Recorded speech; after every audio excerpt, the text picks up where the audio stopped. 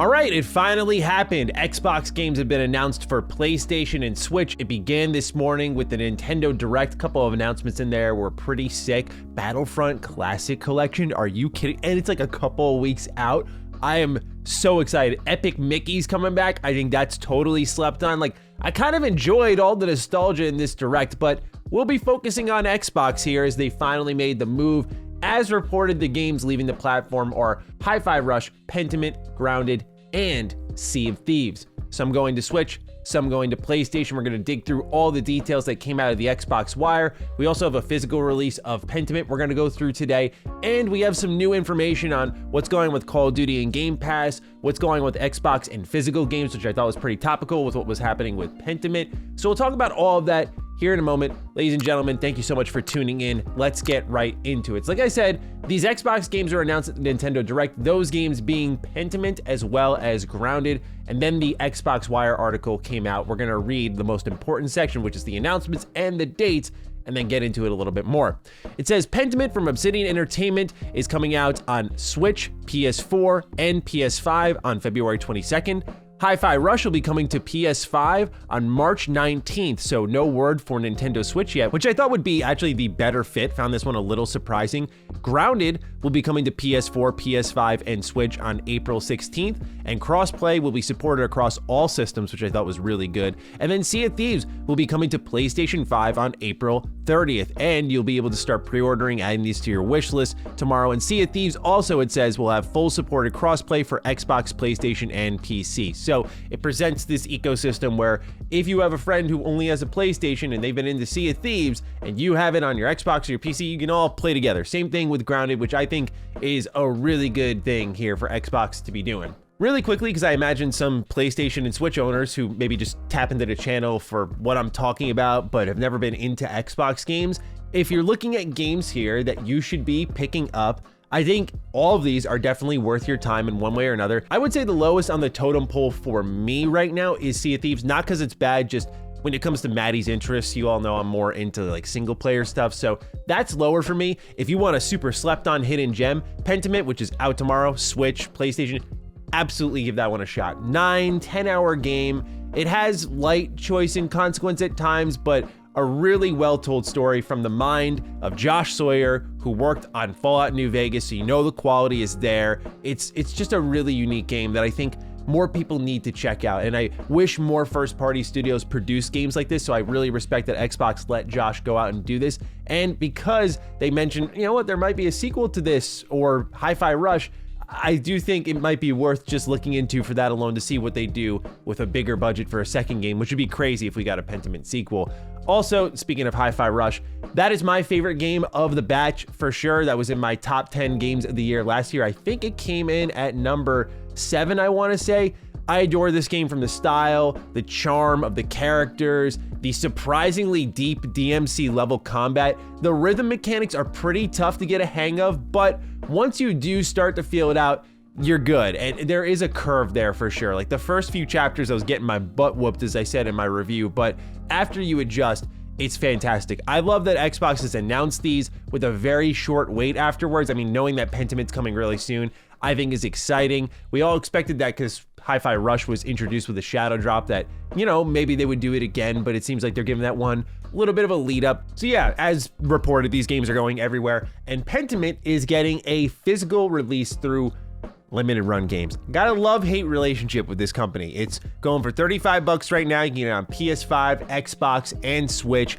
Limited Run has quality stuff. In fact, what just came in the mail today, Shredder's Revenge Anniversary Edition, they got me good with that one because right behind me on top of this, you can't see it, is the collector's edition for Shredder's Revenge. And yeah, that came with the base version of the game. And then they announced DLC, and then they added Usagi Yojimbo, and they added Karai, and then they did another physical release, and I was like, as the preservationist, I need to get everything on disc, so I bought this one individually. So yeah, like, Limited Run knows how to target my interests really well, where I'm kind of over waiting 18 months for my games. Like, the fact that I got KOTOR 2 here is insane to me because I waited I want to say almost a year and a half for this, especially KOTOR 1, the wait was ridiculous, where they now provide more updates. So just know if you order Pentiment, this thing's not coming for a while. Like it says on the website, the estimate is shipping from August 1st to the 31st. I will say these individual copies come a lot quicker than the collector's versions. Like they did Persona 4 and 3. Of course, I had to get the Grimoire editions for those. So those will take a little bit longer, but the standard copies don't take too long. I recommend to my PAX goers, those who attend a lot of conventions, limited run shows up at these from time to time.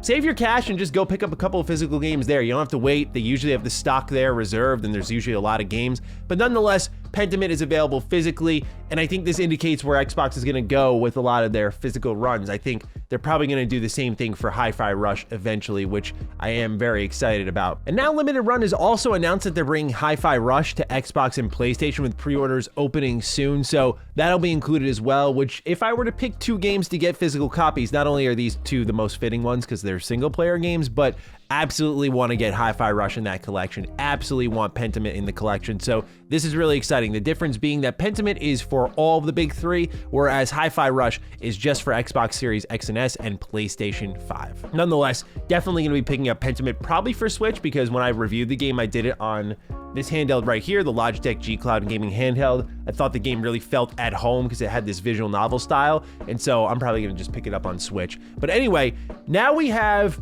an interview here from Stephen Totilo of GameFile, and he actually talks to Phil Spencer about physical games. So for those who have not been catching up with the Xbox news amidst everything happening, throughout the layoffs, over 2,000 people laid off, one of the reports was that Xbox had laid off a lot of their physical games division.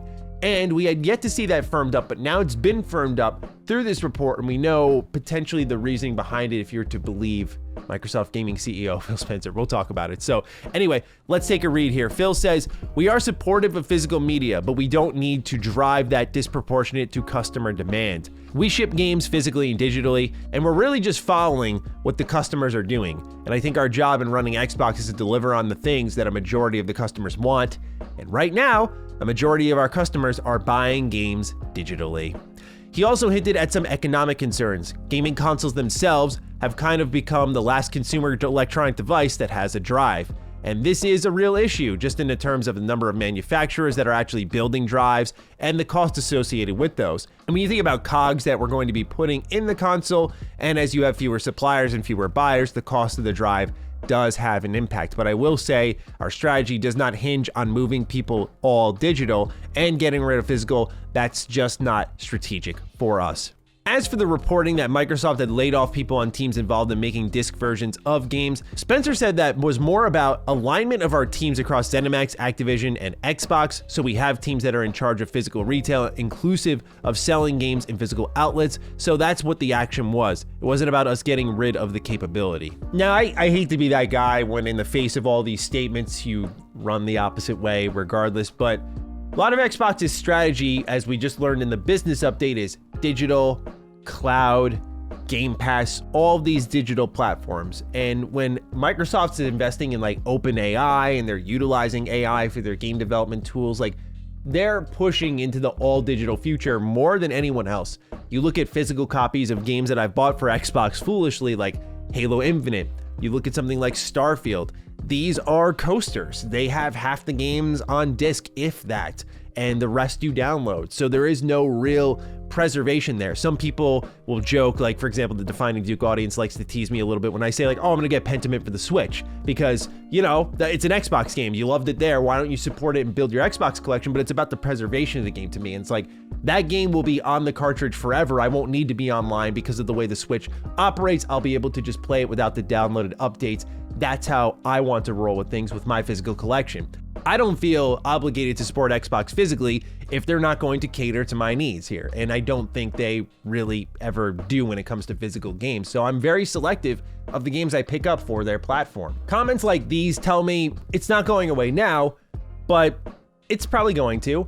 I imagine with the new hardware they're making, I think Phil makes a fair point here. Like, yeah, if less and less companies are making disk drives. It's probably going to cost more to make those, and that's going to increase the price of your console. And when you want to have a really strong price proposition to your audience and going all digital, you can slash prices. I mean, you look at the difference of prices with the PS5 all digital version, the Series S. Granted, in the case of the Series S, there's a bit of a power sacrifice there, but when you look at what's happening here, I think Xbox is really targeting getting people in for as low a price as possible because they still exist out of the big three as the challenger brand. So I can see them going in this direction over time, just like I think the rest of the industry is going to. Xbox is, to me, very clearly playing a very safe approach when it comes to their commitment on multi-plat, their commitment on physical games, because I think they know where things are going and they're just gonna let them go that way, which is, you know, all digital, everything's gonna eventually be multi-plat, but saying that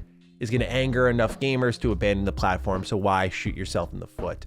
Now, otherwise, Phil also talked a bit about Call of Duty on Game Pass. This has kind of been a light question mark. I would say there were comments from Sarah Bond during the court hearing on whether or not they could immediately put Call of Duty in Game Pass in the following year, like it may be until 2025.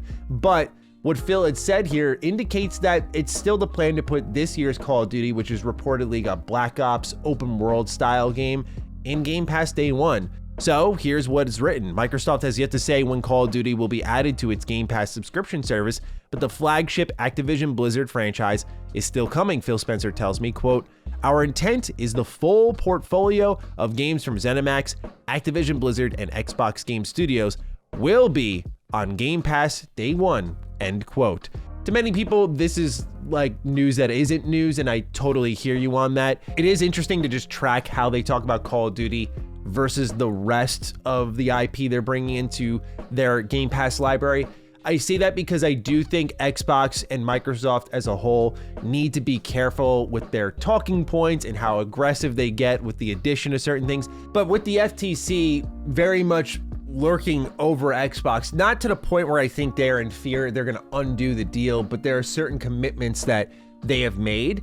And now if they're just all of a sudden like, yeah, Game Pass, everything's gonna be there, Call of Duty, we're going gung-ho, saying words like our intent, right, leaves room for the possibility of like, well, we wanted to do this, but it didn't work out that way, right?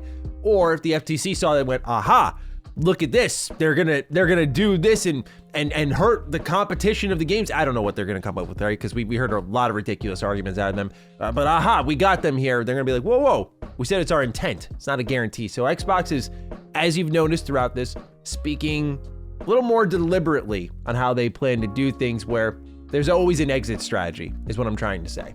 So, ladies and gentlemen, that's what's going on in the world of Xbox. The announcements are here. We now know when and where everything is going to be. We also have Call of Duty update for Game Pass. We also have a physical games update for Xbox. And so I leave it in your hands. What do you make of all of this? Please do fire away down below. Other than that, take excellent care of yourselves, and I will see you in the next video. Stay sexy, stay active, and love you all. Peace.